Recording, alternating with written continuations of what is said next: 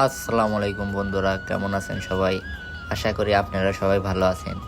আজকে আমি যাচ্ছি সৌরাবাড়ি ঘাট পাড়ে সেই ভাইরাল দোলনা দেখতে।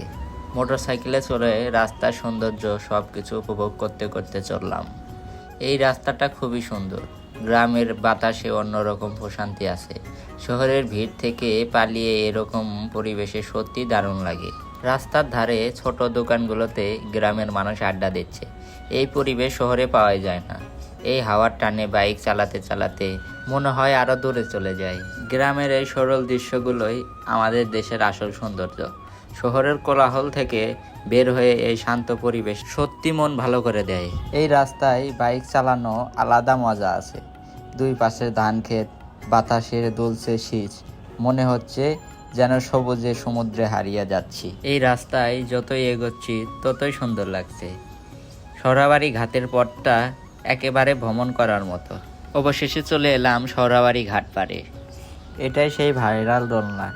এখানে অনেক মানুষজন দোলনাতে চড়ে আরাম খাচ্ছে, কেউ বা ছবি তুলিচ্ছে, কেউ বা ভিডিও করিচ্ছে। বিকেল হলে এখানে অনেক মানুষজন ঘুরতে আসে। সুস্থ বিনোদনের জন্য গ্রামবাসীর উদ্যোগে এই দোলনা স্থাপন করা হয়েছে। অনেকক্ষণ দাঁড়িয়ে থাকার পরে দোলনাতে ওঠার সুযোগ হলো। একটু দোলনাতে উঠে আরাম খাচ্ছিলাম।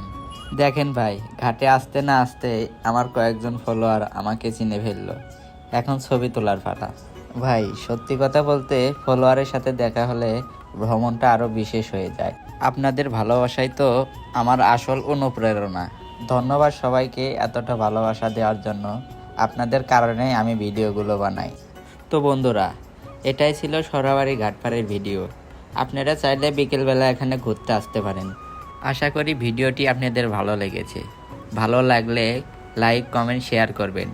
আর আমার ইউটিউব চ্যানেলে দেখে থাকলে অবশ্যই সাবস্ক্রাইব করবেন। আল্লাহ হাফেজ।